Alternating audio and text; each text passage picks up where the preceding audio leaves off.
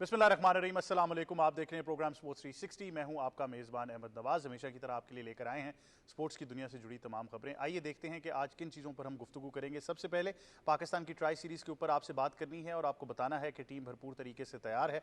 एक ही दिन बाकी है, प्रैक्टिस मैच की भी हमने बात की, कुछ और भी ट्रेनिंग्स हैं जिसमें टीम पार्टिसिपेट करती रही है। फील्डिंग पर खास तौर पर ध्यान दिया जा रहा है और बैटिंग के ऊपर मैं ज़रूर चाहूँगा कि हम बड़ी डिटेल में आज आपसे गुफ्तगू करें, क्योंकि दुबई स्पोर्ट्स सिटी के अंदर टीम ने प्रैक्टिस की।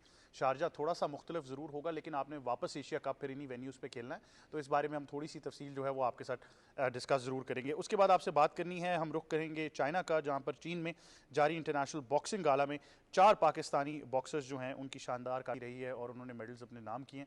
इस बारे में भी ज़रूर आपको आगाह करेंगे। तो ऑब्वियसली बॉक्सिंग के अंदर भी बहुत सारा टैलेंट है जो Pakistan on end of explore कर रहा है। तो आई थिंक ये एक और बड़ा पॉजिटिव साइन है कि बात वही है कि आप चीज़ों को थोड़ा सा रेगुलेट कर लें, पॉलिसी एक हो जाए और चीज़ें जो हैं काफ़ी बेहतर हो सकती हैं। उसके बाद आपसे बात करेंगे पाकिस्तान अंडर 16 फुटबॉल चैंपियनशिप की, जो कि अब अपने फैसला कुन मरहले में दाखिल हो चुकी है। आज जो है वो फाइनल्स भी इसके खेले जाने हैं।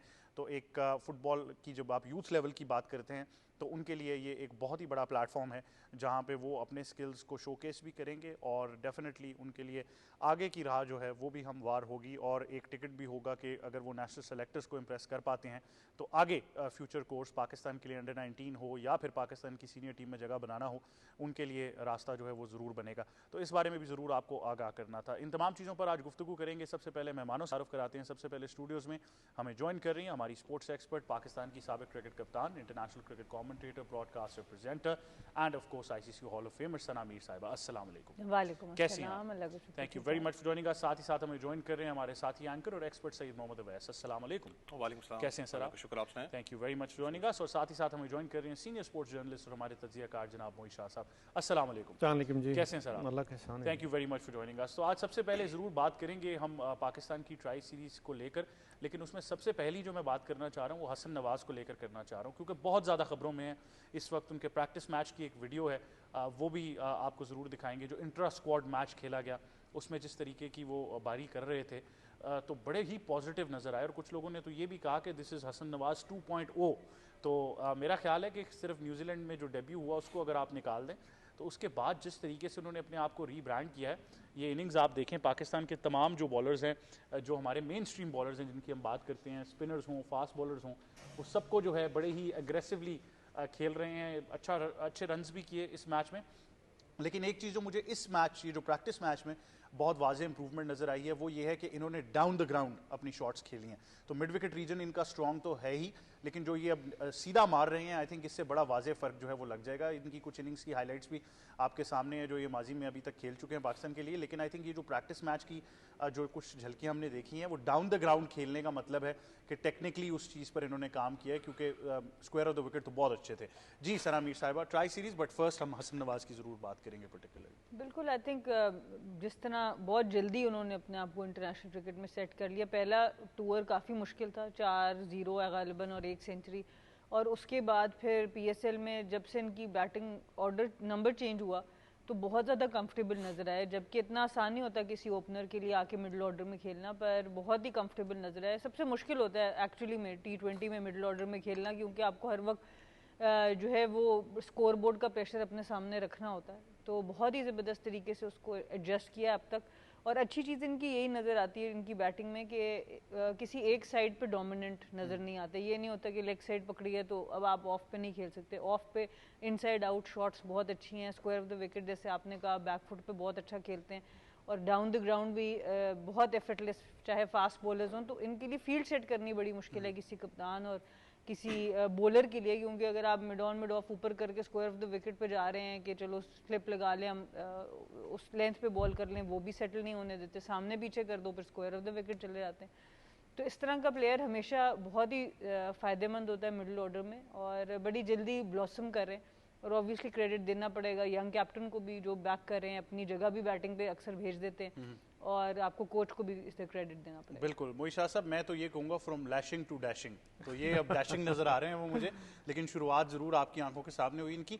एक चीज़ मैंने थोड़ी सी टेक्निकली एनालाइज की, आप बेहतर बता सकते हैं। मैं इनकी जो ग्रिप है वो देख रहा था तो थोड़ा सा लॉन्ग हैंडल जा रहे थे जो थोड़ा वेस्ट इंडीज़ में हमें नजर आता है, तो शायद इसलिए भी वो पावर हिटिंग एबिलिटी बड़ी ज़बरदस्त है। लेकिन बड़ा पॉजिटिव साइन है जिस तरीके की क्रिकेट खेल रहे हैं। देखिए हसन नवाज नवाज़ को मैं शायद उन चंद लोगों में से हूँ जिन्होंने उनको 13 साल में भी देखा, और देख के, और भले का हमारा एक क्लब है उसमें ये खेलना इन्होंने शुरू किया, और यकीन करें कि उस वक्त ही आसार इनके नज़र आ रहे थे कि ये प्लेयर बनने की इनमें कैपेसिटी है, तो इसमें कोई शक नहीं। और क्लब की तरफ से अगर आप इफ़ यू आर टीनेजर और आप 150-160 स्कोर कर लेते हैं तो उसका मतलब है कि आप में ज़रूर कोई ना कोई अच्छी टीम के अगेंस्ट अगर करते हैं तो ज़रूर कोई ना कोई आप में दमखम है, तो वो इन्होंने शो किया। इनमें सबसे अच्छी बात है, एक तो इनकी पावर एक्सट्रीम है, इनके बाजुओं की पावर बहुत अच्छी है, और ये रूम बना लेते हैं बॉल को देखते हुए अपनी अपनी हिटिंग के लिए, ये सबसे अच्छी बात है। मैं कोई टेक्निकली मैं इतना ज़्यादा तो नहीं पता जिस तरह मैम को पता है या किसी को पता है, लेकिन इतना मुझे ज़रूर पता है कि इनका सारा जो दारो मदार होता है वो बैकफुट पे निकल के, खासकर बैकफुट पे ये ज़्यादा स्ट्रोक खेलते हैं, और इवन स्ट्रेट भी जब खेलते हैं तो ये बैकफुट को ज़्यादा इस्तेमाल करते हैं, उस पर ज़ोर ज़्यादा डालते हैं, उसकी वजह से इनका, और दूसरा इतने स्ट्रांग है, इनका कद जो है 6'2" अराउंड तकरीबन इतना इनका कद है, बल्कि इससे भी शायद थोड़ा सा ज़्यादा हो, तो वो इनको काफ़ी हेल्प करता है। रीच इनकी बहुत है, रीच इनकी बहुत है कि ये बॉल की पिच तक भी पहुंचना चाहें तो फिर वो दूसरा एंड पे वो पिच तक भी पहुंच जाते हैं। तो ये चीज़ें बड़ी इंपॉर्टेंट होती हैं कि आपका जो कोऑर्डिनेशन है पूरी बॉडी का, या आपका आई है, आई और हैंड कोऑर्डिनेशन, आप दोनों तरह की बॉल के लिए आप सूटेबल हों, तो ये उस तरह सूटेबल है। और बड़ी अच्छी बात है कि देखें, हम कोशिश करते रहे हैं कि हमारे पास कोई ऐसा बैट्समैन हो जो कि आखिरी 4-5 ओवर में कम से कम हिटिंग तो कर सके। वो टॉप ऑर्डर के तो बैट्समैन पाकिस्तान के पास बहुत अच्छे हैं, इसमें कोई शक नहीं है, और अभी भी बड़े अच्छे हैं, लेकिन जब वो when it comes to 16 to 20 over, वहाँ हमें बड़े स्ट्रोक नज़र नहीं आए। आप रिसेंटली आप देख लें तो आपकी वो कैपेसिटी नहीं रही पाकिस्तान की, मैं बात कर रहा हूँ, कि हम ज़्यादा रन्स बनाएं आखिरी 4 ओवर या आखिरी 5 ओवर में।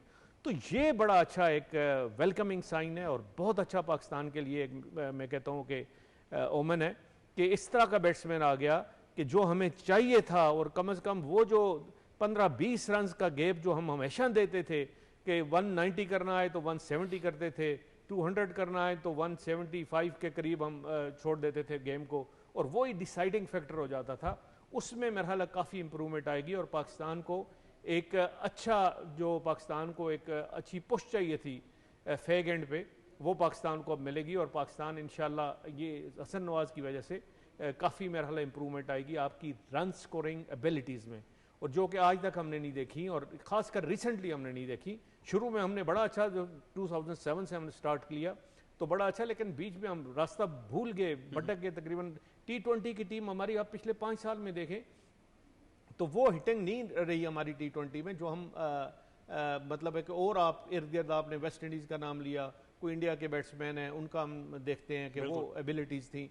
तो अब इंशाल्लाह मेरा ख्याल है इनके आने से बड़ा फ़र्क पड़ा है, और इस तरह ही होता है जी कि जब आप यंगस्टर को चांस देते हैं, और ख़ासकर ये देख के चांस देते हैं कि इसमें एबिलिटी है, कोई सिफारिश नहीं, कोई कुछ नहीं, कोई बैकिंग नहीं है, बेचारा पहले 4-5 साल लेशिंग से खेलता रहा, कोविड में वापस चला गया लिया की तरफ, कोविड से वापस आया तो उसने अपना क्लब चेंज कर लिया, शायद उसने कहा कि कोई रेगुलर प्रैक्टिस इधर CRA वगैरह में रेगुलर प्रैक्टिस के लिए उसने क्लब चेंज किया, क्योंकि उस क्लब में ज़्यादा रेगुलर प्रैक्टिस नहीं होती, हफ्ते में 3-4 दिन होती है, तो उसकी वजह से उसने क्लब चेंज किया। लेकिन आप अगर टैलेंट को आप लेके आते हैं ना जी, तो बड़ा फ़ायदा होता है। सच्ची बात बताऊँ आपको कि वो बड़ा मैटर करता है, और ये वो टैलेंटेड है प्लेयर हैं जिनका कोई इर्द गिर्द नहीं था, कोई इनकी पुश नहीं थी, सिलेक्टर्स ने इनको देखा, KPL में देखा, बाद में देखा, तो इन्होंने सिलेक्ट किया, और ये अपना वो रिस्पांस दे रहे हैं, वो अपना शो कर रहे हैं टैलेंट इंटरनेशनल लेवल पे, और बड़ी, जिस तरह मैम ने कहा, बड़ा जबरदस्त, बड़ा अर्ली पिक कर लिया है। ये बहुत इंटरनेशनल क्रिकेट में बहुत जल्दी सेटल डाउन हो गए, कॉन्फिडेंस लेवल उनका बहुत हाई हो गया है। ये बहुत जरूरी है, जैसा मोई शाह साहब ने कहा कि बड़ा टाइमली इनको पिक किया गया, तो आई थिंक ये वाजे एक डिफरेंस जो है वो डाल देगा। सईद मोहम्मद अवैस, मैं थोड़ी सी कश्मकश का शिकार हूँ, आप प्लीज़ मेरी मदद कीजिए कि हसन नवाज़ को मैंने प्रेस तो करना है, इस जो वीडियो हमने मुलाहिजा फरमाई, जिस तरीके से वो खेल रहे हैं इंटर स्क्वाड मैच में, लेकिन जिस तरीके से हमारे बॉलर्स को मार पड़ रही है, वो फिर मेरे लिए थोड़ा सा ज़रा वरिंग साइन ज़रूर है कि वो भी थोड़ा सा हमें देखना पड़ेगा, क्योंकि अब जितनी भी ब्रांड ऑफ क्रिकेट है वो बहुत वेरिएशंस पे रिलाई करेगी। थोड़े से वन डायमेंशनल नज़र आ रहे थे फ़हीम अशरफ,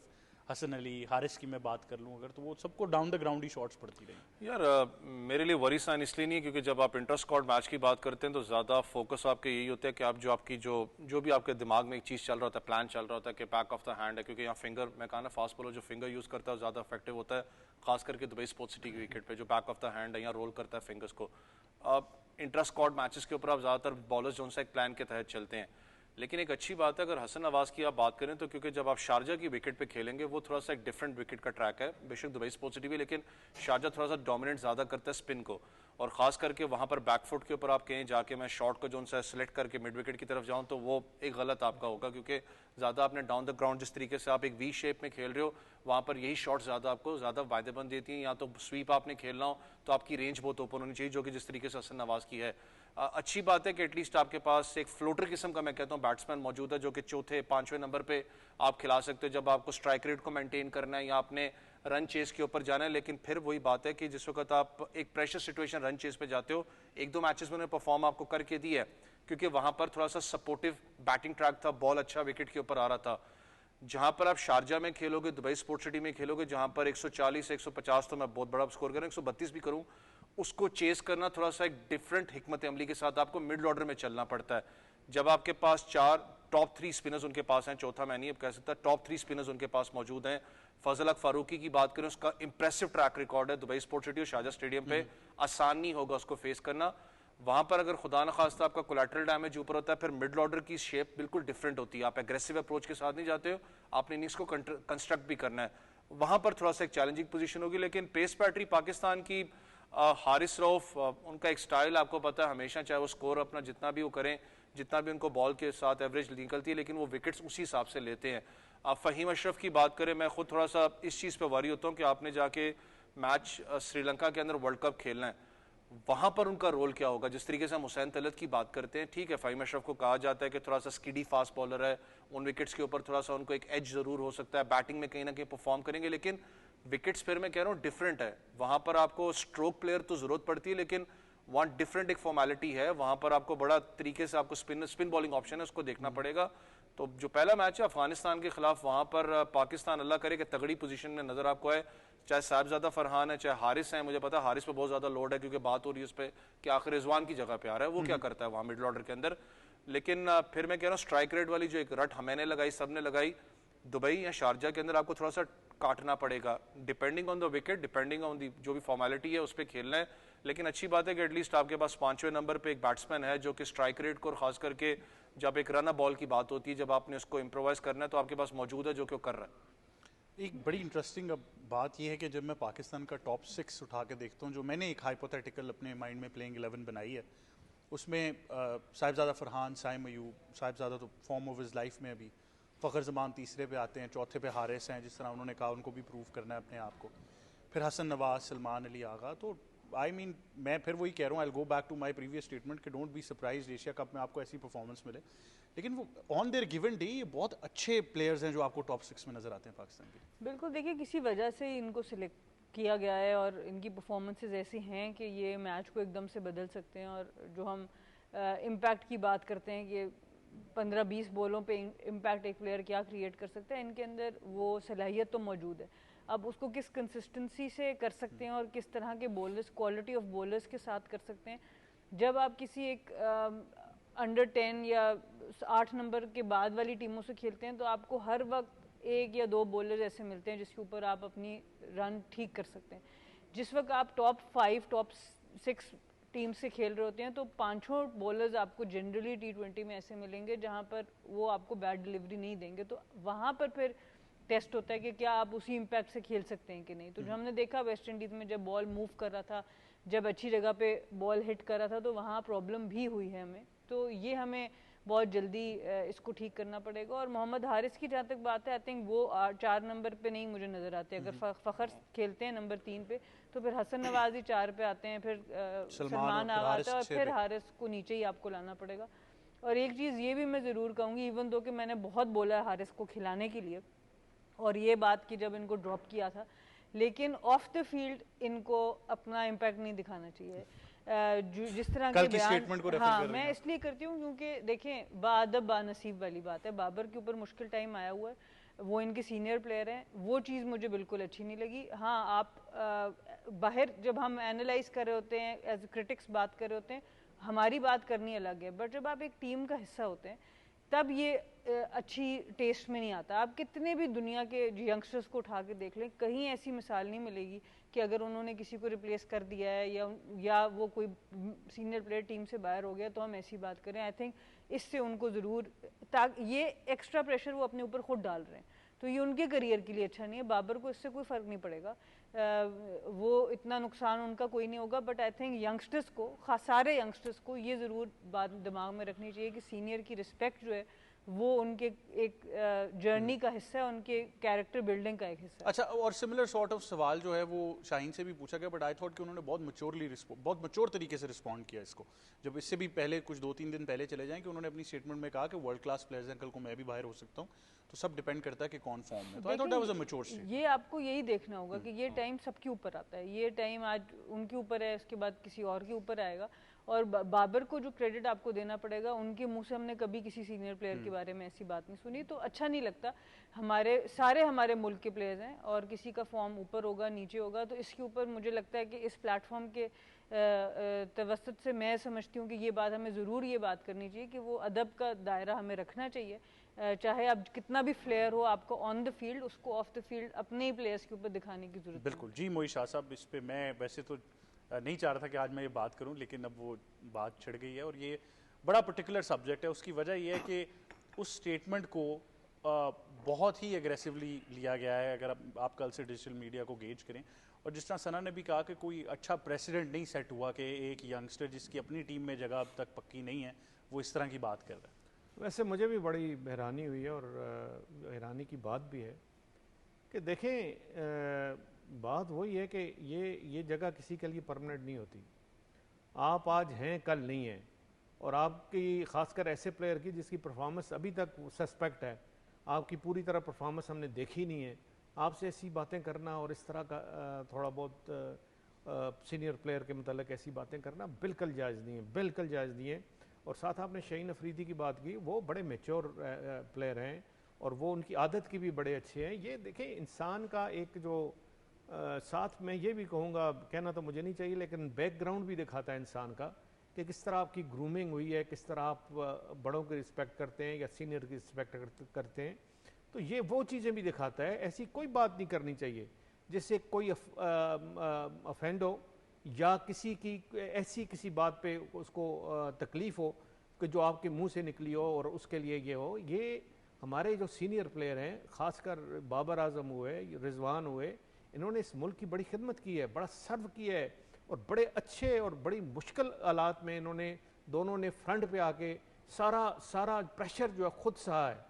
आप इंडिया के साथ मैच की बात करें, इससे पहले की बड़ी दफ़ा इस तरह के ओकेजन आए हैं जो दोनों ने पूरा जो प्रेशर है टीम का वो अपने सर लेके पाकिस्तान को उस प्रेशर से निकाला है।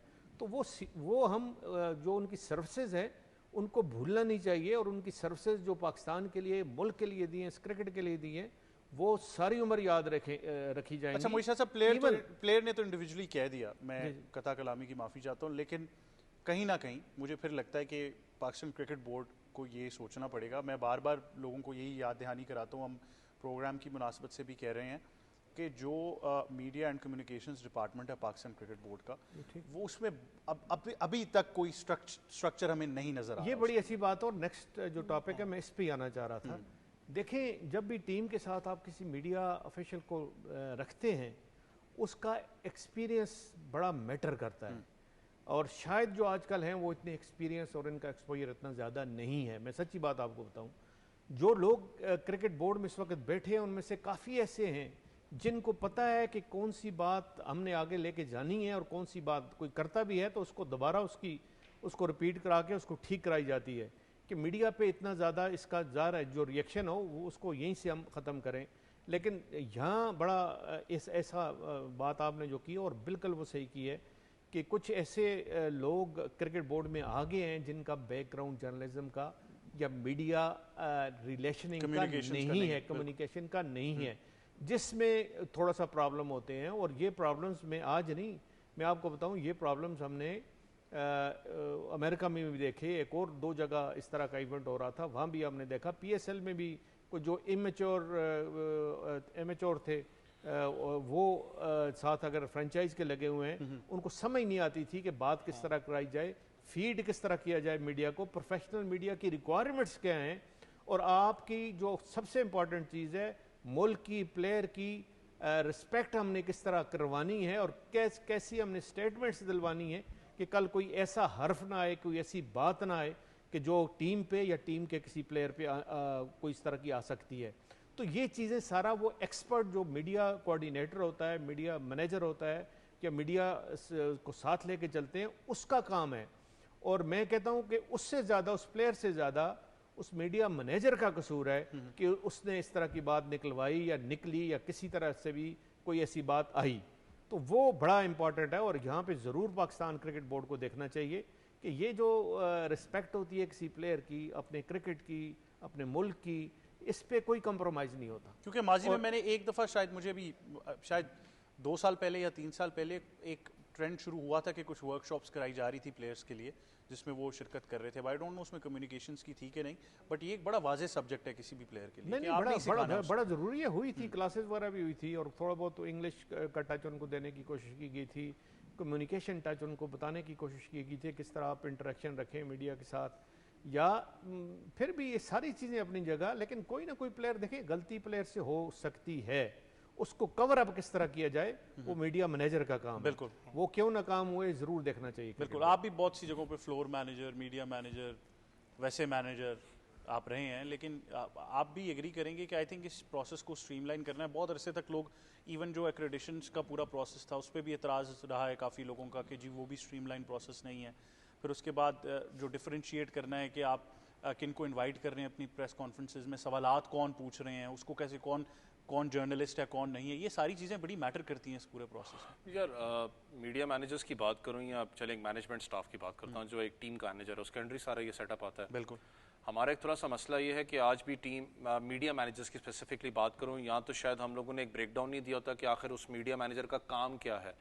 जब आप एक टीम के बेसिकली आप प्रेस कॉन्फ्रेंस करवाते हैं, जब भी आप मामलात होते हैं, तो मीडिया मैनेजर को या टीम मैनेजर उसको पहले ही इंटीमेट करता है कि यार ये 4-5 लड़के हैं जो बेहतर एक मीडिया को जो उनसे वो गाइड कर सकते हैं, उनसे सवाल जवाब हो सकता है, सीनियर्स हैं, यंगस्टर्स अगर लेने उनको पहले ही ग्रूम किया जाता है कि आपको ये सवाल होंगे, या मीडिया से जैसे शाहजी ने कहा कि आपकी एक लाइजॉनिंग होती है कि यार आप सवाल क्या करोगे, और उसको गाइड किया जाता है कि आपने उसको किस तरीके से ट्रीट करना है।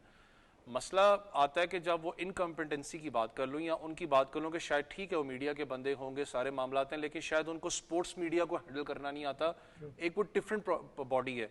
मैंने ऐसे भी मामलात देखे हैं कि बहुत से अपना जगहों पे, क्योंकि जब टीम्स के साथ होते हैं, शाहजी वहाँ सामने बैठे होते हैं, शाहजी से बहुत दफ़ा बात हुई है, मुझे आइडिया होता है ऐसा टीम मैनेजर कि यार ये बंदा ये एक सीनियर जर्नलिस्ट है, मुझे पता है कि उसने सवाल क्या करना है और उसको मुझे टाइम देना चाहिए, उसके सवाल की अहमियत जो उनसे मुझे समझनी चाहिए। लेकिन कहीं कहीं जो एक मीडिया मैनेजर होता है उस चीज़ को, सेंसिटिविटी को नहीं समझता, वो उसको इग्नोर कर देता है, वो उनकी तरफ चला जाता है। शायद जो मैंने कहा ना, स्पोर्ट्स जर्नलिज्म से उनका ताल्लुक ही नहीं है, वो फिर अजीब से सवाल पूछते हैं।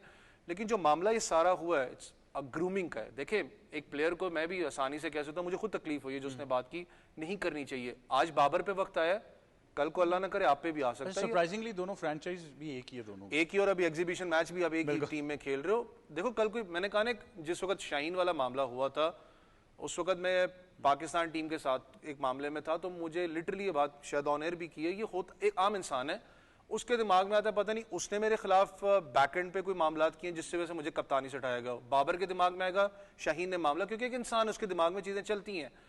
ये जो स्टेटमेंट जारी आपने की है, दैट मीन्स के कल को ये चीज बाबर हो चाहे हारिस हो, इसका मतलब अब जैसे मैं बात कर रहा हूँ ये बहुत ज्यादा हाईलाइट हो रहा है।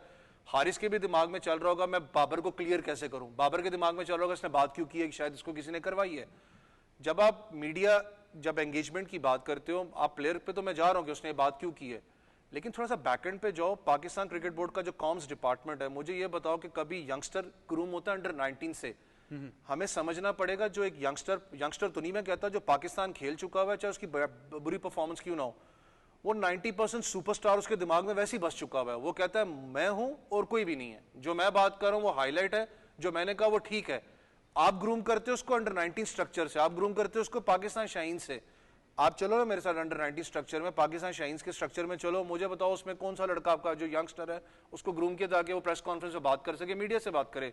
अभी आपकी टीम T20 के अंदर खेल रही थी जो ऑस्ट्रेलिया की, जहां पर अपना इस वक्त सीरीज खेल रहे थे, लड़कों ने परफॉर्म किया है। बैक टू बैक आपको वही पुराने चेहरे नजर आए, कोई नया चेहरा नहीं नजर आया। दैट मीन्स कि आपका जो मीडिया डिपार्टमेंट है उसने किसी में इतना कॉन्फिडेंस ही नहीं पैदा किया कि तुम जाके जब विनिंग स्पेल आपने किया जाके बात करो। गलती तो फिर कॉम्स डिपार्टमेंट की है ना। इसलिए कहते हैं कि यार अगर कॉम्स डिपार्टमेंट आपका है या मीडिया डिपार्टमेंट वहां बैठा है, उसका काम बनता है कि अंडर 19 है चाहे नया लड़का उसको आ रहा है, उसको ग्रूम तो करो, बात करना उसको पता हो। फिर जो मैनेजर साथ खड़ा हुआ है, बैक एंड पे मैनेजर खड़ा होता है, उसका बैकडोर पे राब्ता होता है, उसको तरीकाकार आना चाहिए कि मैंने किस तरीके से मीडिया को हैंडल करवाना। अगर ये बात हो चुकी है बैक एंड पे आप उसको हैंडल करते हो, अगर नहीं हैंडल की गई तो दैट मीन्स कि सबसे बड़ा तो कसूरवार वो है। फिर बिल्कुल ऐसे ही है। आपके वक्तों में कोई खैर आपको याद हो कि कोई ऐसे कम्युनिकेशन के बारे में कोई वर्कशॉप हुई हो या कोई बात हुई हो, या इवन अभी रिसेंट टाइम्स के अंदर आप कुछ इस पे बेहतर कमेंट कर सकती हैं? मेरे वक्त में तो सिर्फ मेरे वालिद मुझे बिठा के मॉक इंटरव्यूज़ कराते थे कि अच्छा आपसे ये सवाल पूछा जाएगा तो क्या जवाब दोगे। लिटरली मेरे अब्बू ने मेरी बहुत ट्रेनिंग की, बिकॉज बड़े मुश्किल हालात में जिस वक्त मैंने कप्तानी की तो उस वक्त हमारी men's team unfortunately spot fixing, match fixing की भी जगह थी, तो आप जब भी जहाँ जाते थे आपसे उसका सवाल होता था। फिर रिलीजन के ऊपर बहुत सी सवाल हो जाते हैं और बहुत से चीज़ें हैं जो आपको हो जाती हैं, तो बहुत ज़रूरी होता है कि आपके मुंह से कोई गलत बात ना निकल जाए, आप वो करें। तो मेरे अब्बू को मैं बहुत क्रेडिट दूंगी कि उन्होंने मुझे बहुत ज़्यादा प्रिपेयर किया इस चीज़ के लिए। और मेरे छोड़ने के बाद मैंने एक दो दफ़ा जिन कोर्सेज़ का आप भी बात करें, मैंने देखा 2-4 लोग जाके थोड़ी सी मीडिया ट्रेनिंग की तरफ जाते हैं, बट बात यही है कि आपको इसको प्लेयर सेंट्रिक रखना पड़ेगा। हमने बहुत दफ़ा शो कॉज दिए, मुझे भी मिला था एक दफ़ा शो कॉज कि जी कोच के बारे में कुछ कह दिया या पॉलिसी के, तो वहाँ पे तो हम शो कॉज इशू कर देते हैं। जब आप अपने ही सीनियर के बारे में कुछ कह रहे हैं, वहाँ पे कोई पॉलिसी नहीं है, तो ये इट्स बैड टेस्ट। आपने क्रिकेट छोड़ दी है, आप बाहर बैठ के कर रहे हैं, तब समझ भी आती है चलो आप फिर भी कुछ कर सकते हैं, बट उसमें भी एक रिस्पेक्ट का दायरा रखना चाहिए आपको। और मेरे ख्याल से ये ग्रूमिंग बहुत ज़रूरी है। आप पूरी दुनिया में देख लें, ज़रूरी नहीं है कि प्लेयर्स जो हैं वो पढ़े लिखे हों, उनके पास डिग्रियाँ हों हाथ में, उन्होंने बैचलर्स किया हो, मास्टर्स किया हो, ऐसा नहीं होता। ये जो व्यान मुल्डर हैं, इनका इंटरव्यू मैं एक दिन कर रही थी, और अभी इनकी ये डबल सेंचुरी और ये जो सारा इन्होंने रिकॉर्ड वगैरह बनाया, अभी कुछ नहीं था, लेकिन सिर्फ जिस तरीके से इन्होंने मुझसे बात की थी इंटरव्यू शुरू होने से पहले और इंटरव्यू शुरू होने के बाद, तो बंदे का दिल खुश हो जाता है कि यार क्या ट्रेनिंग है और किस अदब से, किस तरीके से वो आपसे इंटरेक्ट करते हैं। तो मज़ा आता है आपका इंटरव्यू करने का भी, बात करने का भी, कि वो रिस्पेक्ट देते हैं आपको एज ए प्रोफेशनल और आप भी उनको रिस्पेक्ट देते हैं एज ए प्रोफेशनल। जबकि आप अनफॉर्चुनेटली यहाँ पर देखें तो यहाँ से कोई गुजर रहा होगा, उस पर कॉमेंट कर देंगे, उस पर कॉमेंट, इन चीज़ों से हमें बाहर आना चाहिए। हमें ये समझना चाहिए कि हम एम्बेसडर्स हैं, और इसकी बिल्कुल वैस ने भी सही बात की, शाजी ने भी सही बात की कि ये बहुत बड़ी जिम्मेदारी है कि ये ग्रूमिंग के अंदर आएगा। आपके मीडिया डिपार्टमेंट एक स्कूल की तरह होना चाहिए, लेकिन उसमें फिर प्रोफेशनल्स आने चाहिए। ऐसे ना हो कि पीसीबी में कोई भी है उसका डिपार्टमेंट ट्रांसफर करके यहाँ पे लगा। अनफॉर्चुनेटली यही होता है, क्योंकि मीडिया का अब बहुत बड़ा काम ऑन टूर है, तो टूर्स बहुत लगते हैं, अपने जान पहचान वाले लोग हैं, चलो जी टूर पे निकल जाओ, ऐसा नहीं होता। ये एक स्पेशलाइज फील्ड है। यही तो सबसे बड़ा मसला है। आपकी जो आपके डॉक्टर्स हैं, आपके फिजियोज हैं, आपके मीडिया जो लोग हैं, जो आपके डाटा, जब तक ये फुली प्रोफेशनल लोग अपने पूरे मेरिट पे आके उसके ऊपर नहीं सिलेक्ट होंगे, तब तक आपके लिए मुश्किलें आती रहेंगी। फिर इवेंचुअली क्या होता है, आपको एंड पे गोरा लाना पड़ता है, तो अब आपका फिजियो, आपके डॉक्टर वो आ जाते हैं तो टीम थोड़ी ठीक हो जाती है, फिर वो चीजें चली जाती हैं, फिर आपको प्रॉब्लम। मीडिया एंड कम्युनिकेशंस में भी एक्सप्लोर मुझे लगता है कि फिर इवेंचुअली आपको करना पड़ेगा जिसको उर्दू भी बोलने आती है। मसला थोड़ा सा अहमद भाई, जो अभी कप्तान ने बात की है, जहाँ पर अभी मैं गया हुआ था, यूके की बात करूँ, चाहे फुटबॉल क्लब, चाहे मैं 100 का एक मैच देखने गया हुआ था, तो जब ससेक्स के साथ काम करने के लिए जब हसीबुल्ला वाला मामला हो रहा था, चाहे आप एक टीम मैनेजर हो, चाहे आप एक एजेंट मैनेजर हो, चाहे आप मीडिया मैनेजर, मैं 3 की बात करूँ क्योंकि तीनों से मैं गुजरा था, उनके पास प्रॉपर एक परफॉर्मा पड़ा हुआ है, उसका वो एक स्किल सेट है उसके ऊपर। अगर आप उस परफॉर्मा पे पूरा उतरते हो, वाइवा टेस्ट है आपका इंटरव्यू है, आपके 3 जो स्पेशलाइज्ड लड़के हैं, जो मीडिया को हेड कर रहा है, जो उनका डिपार्टमेंट है, मैं बात कर रहा हूँ HR डिपार्टमेंट की, ऊपर बैठा हुआ है, उसकी हेड डिपार्टमेंट्स की बात करूँ, बैठे होते हैं, वो प्रॉपर आपका इंटरव्यू लेते हैं, वो स्ट्रैटेजाइज करते हैं कि यार हाँ, अगर ये टीम मैनेजर भी रहा है, easy best to team manage even the under 19 Sussex. Best evaluation हो रही है, इवैल्यूएशन है।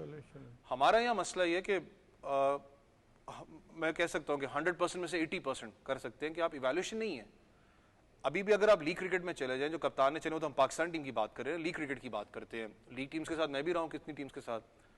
मीडिया डिपार्टमेंट एक ऐसा डिपार्टमेंट है जहां पर उसको बिल्कुल भी नजरअंदाज किस सेंस में किया जाता है, टीम मैनेजर पे कर लो या ऑपरेशंस मैनेजर पे करो, फिर भी थोड़ी सी ध्यान देखा जाता है इसका एक्सपीरियंस क्या है, क्या ये हैंडल करेगा टीम को नहीं करेगा, क्योंकि आपकी प्लेयर्स के साथ ज्यादा इंटरेक्शन है।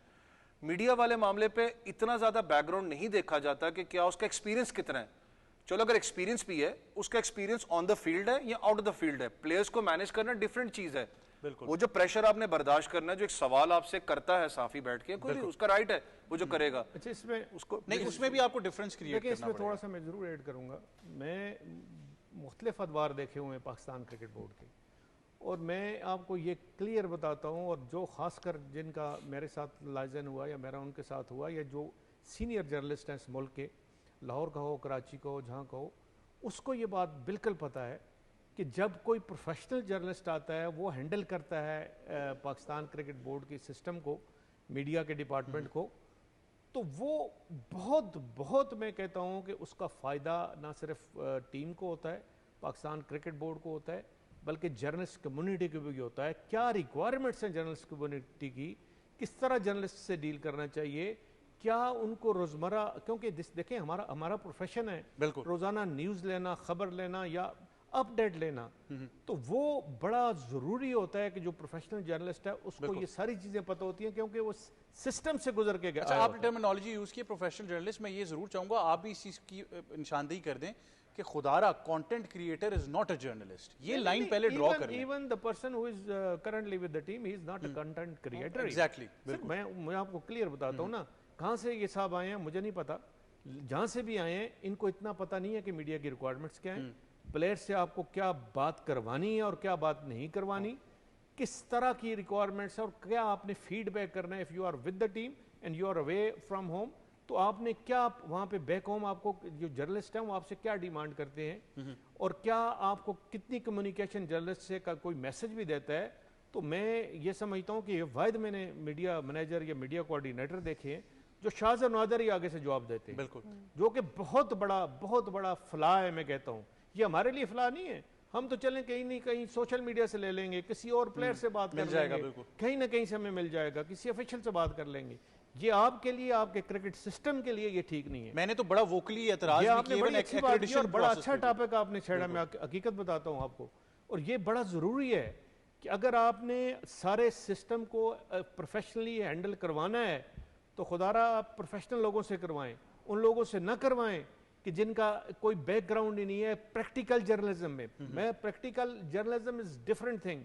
क्या एक आप वो बाकी दुए जो रोज का काम करता है ना जी स्पोर्ट जर्नलिज्म का, उसको कहते हैं प्रोफेशनल जर्नलिस्ट। लेकिन मोहित शाह साहब, माजरत के साथ मेजॉरिटी प्रेस कॉन्फ्रेंस के अंदर भी ये कंटेंट क्रिएटर्स ही बैठे होते हैं और इन्हीं के सवालात के ऊपर फिर कंट्रोवर्सी शुरू हो जाती है। वो जो करने वाले होते हैं, कोई यूट्यूबर होता है, कोई और इस तरह की होते हैं, कोई ऐसे लोग होते हैं जिनका बिल्कुल ही बैकग्राउंड नहीं होता, और कोई ऐसे ऐसे क्वेश्चन होते हैं शायद वो आप भी सुन के वो कहते होंगे यार ये सारे जर्नलिस्ट ही लगता है ऐसे। वो हकीकत जो आप बात कर रहे हैं, one will bring a bad name to everyone, but obviously I think we would once again, हम इस प्रोग्राम की मुनासबत से पाकिस्तान क्रिकेट बोर्ड से ये ज़रूर दरख्वास्त करेंगे कि मीडिया एंड कम्युनिकेशंस को प्रोफेशनली जो भी डील कर रहा है, अगर तो कर रहा है, और अगर नहीं कर रहा तो इस तरफ ज़रूर तवज्जो देने की ज़रूरत है, क्योंकि आपका प्लेयर जो है वो आपका एम्बेसडर है। एनीथिंग वो जो भी कहेगा वो eventually will become part of policy जो पाकिस्तान क्रिकेट बोर्ड की उसको डिफाइन कर रहा होगा।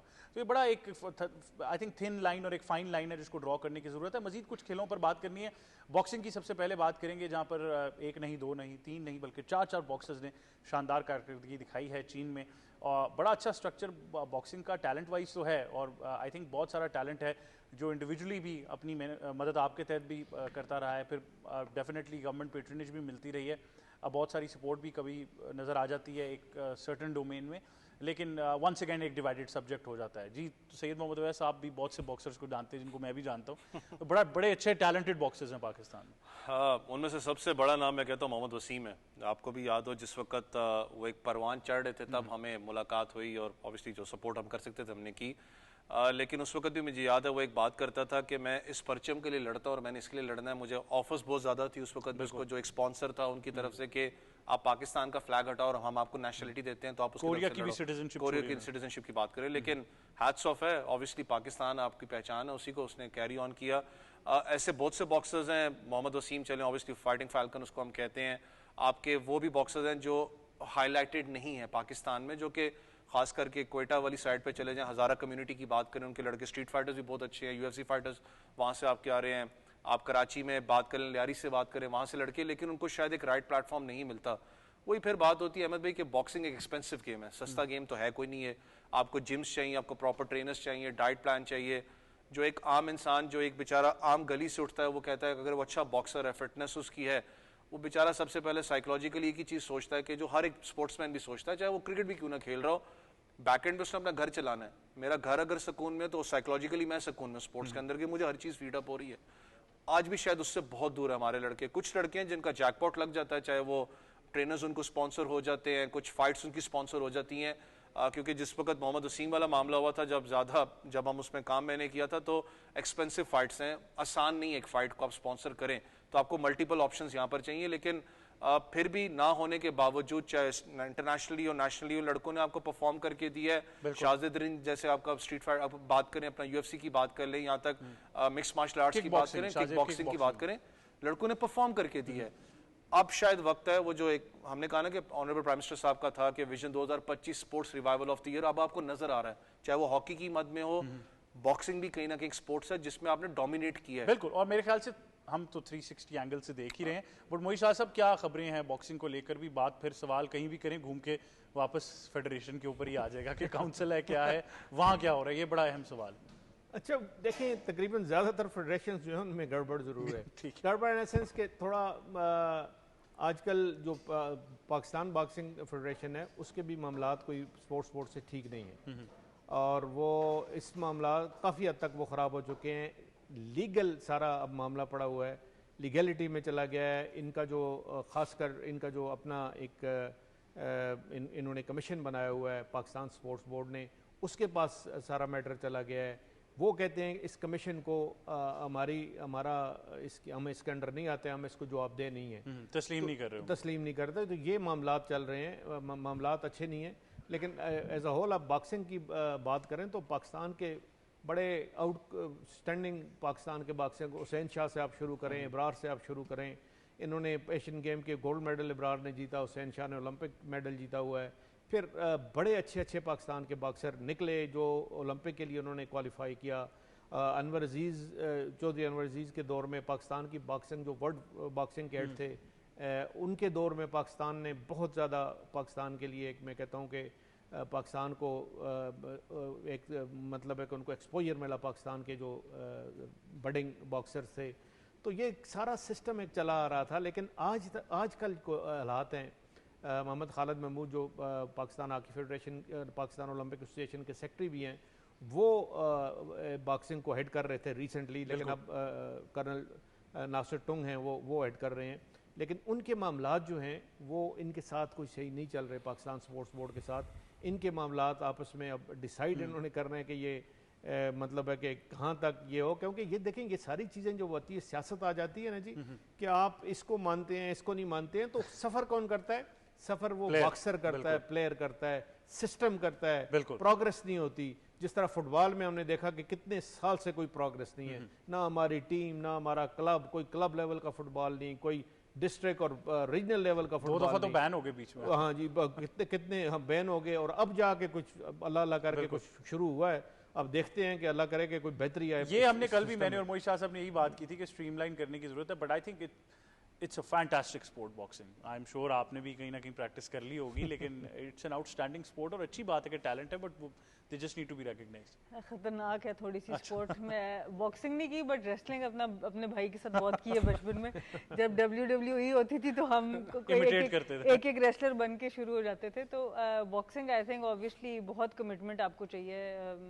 हमने तो मोहम्मद अली हमारे हीरो होते थे बॉक्सिंग में, उनको देखा है बहुत ज़्यादा बचपन में। और ऑब्वियसली हमारे एथलीट्स, जब हम सोचते हैं, जब फिज़िकल कांटेक्ट वाले एथलीट्स को वो सपोर्ट नहीं मिलती, तो वो कमिटमेंट एक नेक्स्ट लेवल की होती है। जब आपको पता है कि आप फिज़िकली डैमेज होते हैं, आपकी नाक भी टूटी देखी, हमने आंखों पे भी ब्रूजेस देखे। तो ये इतना आसान नहीं होता कि आप फिजिकली उसका इम्पैक्ट ले रहे हो, आप ठीक है फाइनेंशियली भी ले रहे होते हैं, साइकोलॉजिकली, बट फिजिकली आपको बार बार इतना इम्पैक्ट भी लग रहा हो और उसके बावजूद आप अपने मुल्क को रिप्रेजेंट करें। आई थिंक सब हैट्स ऑफ हैं जिन जिन के नाम हमारे लिए हैं, बहुत ही ज़बरदस्त ये सब नाम है और बहुत ज़्यादा पोटेंशियल है।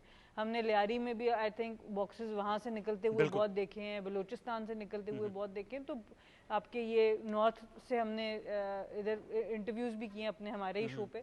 तो बहुत इस तरह का पोटेंशियल आपके पास बहुत मौजूद है और आई होप कि हम उनका भी उसी तरह से सपोर्ट कर सकें, स्पॉन्सर्स दिला सकें। और बहुत इंटरेस्टिंग तो स्पोर्ट है बट थोड़ी सी डेंजरस भी है। बिल्कुल, और बड़े मज़े की राइवलरीज दुनिया में एग्जिस्ट करती हैं। आई थिंक पूरी दुनिया मोहम्मद अली तो ऑब्वियसली लेजेंड हैं, उनकी बात तो लाजमी करते हैं। फिर कुछ लोग जो थे वो लेनक्स लुइस के फ़ैन हुआ करते थे। हम उस जनरेशन से हैं जो टोटली माइक टाइसन को देखते थे और उनके फैंस थे। तो I think that will really define the course as well. But thank you very much, आप तीनों मेहमानों का बहुत शुक्रिया कि आप हमें ज्वाइन कर रहे थे। जाने से पहले एक चीज़ मैं आपको ज़रूर बताना चाहूँगा कि अंडर 16 की फ़ुटबॉल चैम्पियनशिप जो है उसका एक आखिरी मरहला आज स्पोर्ट्स कॉम्प्लेक्स में खेला जा रहा है और आज उसकी इख्तितामी तकरीब भी है। और डेफिनेटली अगर तो आप मैच देख सकते हैं तो ज़रूर देखिएगा। Obviously match is still under way, but I think एक बड़ा ही ज़बरदस्त नेशनल लेवल के ऊपर टूर्नामेंट हो रहा है और टैलेंट को रिकग्नाइज़ करने की बड़ी ज़रूरत है। तो जब आप यंग फुटबॉलर्स की बात करते हैं, खासतौर पर पाकिस्तान में मेजॉरिटी हमें अंडर 19, अंडर 16, इवन मैं कल ही किसी से बात कर रहा था तो वो अंडर 13 के बारे में मुझे बता रहे थे। तो बहुत ही ज़बरदस्त टैलेंट है एंड आई होप कि वो भी स्ट्रीमलाइन हो जाएगा। यही था आज का प्रोग्राम स्पोर्ट्स 360। मुझे और टीम को दीजिए इजाज़त। अल्लाह हाफ़िज़।